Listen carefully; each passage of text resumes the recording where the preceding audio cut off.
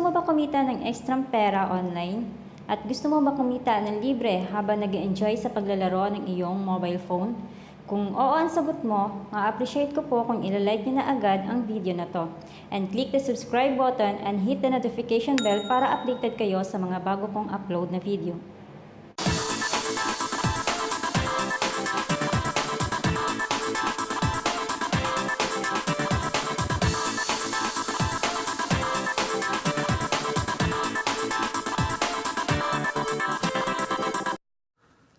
Hello guys! Ako po ulit si Jemranian and welcome po ulit sa aking channel. And today's video, isi-share ko naman po kung paano mag-register o mag-create ng COINSPH wallet account. Okay, so ilan po sa karamihan ay alam na po ang application na to. At sa mga hindi pa po nakakaalam or hindi pa kilala si coins.ph, si coins.ph ay kilala po siya sa 50 peso referral bonus. So, ang mindset ng mga Pilipino na kapag may invite, networking. Pero hindi po networking si coins.ph. Okay, so dahil wala ka naman pong babayaran dito upon registration.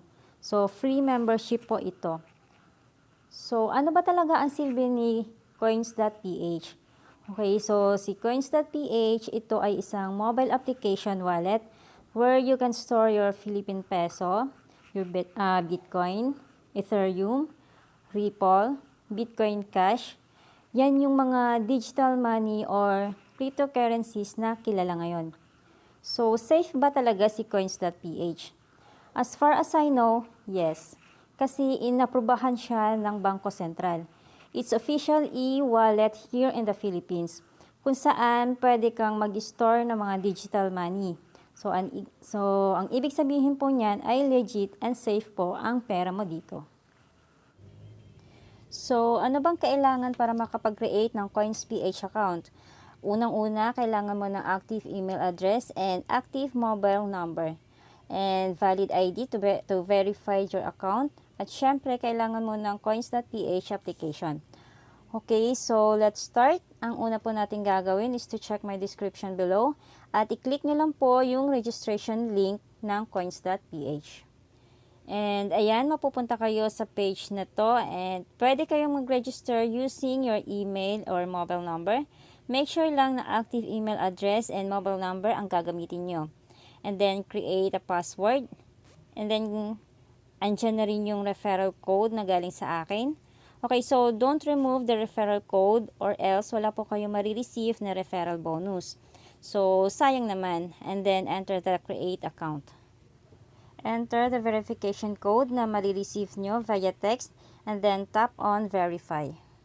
Fill up this page with your name, middle name, and last name, and then next.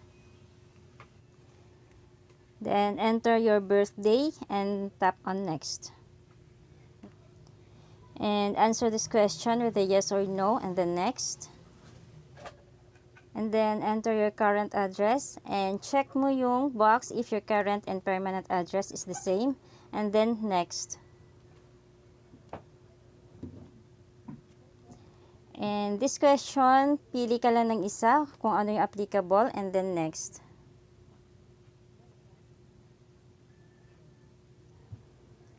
Okay, and then go to my wallet. And that's it, meron ka ng account. And then, ito na yung dashboard ng coins.ph. So, since meron na akong dating account, ito na lang yung gagamitin natin. And bigyan ko na lang kayo ng konting tour dito, ano? But before that, to get verified with your account, click nyo lang yung 3 lines na nasa upper left side. And then, click limits and verifications. And then, mapupunta kayo sa page na to. And then, dito, meron iba't ibang level ng verification, which is level 1, phone and email verification lang. Pero kung napapansin nyo, ang limit ng cash in niya ay worth 2,000 lang.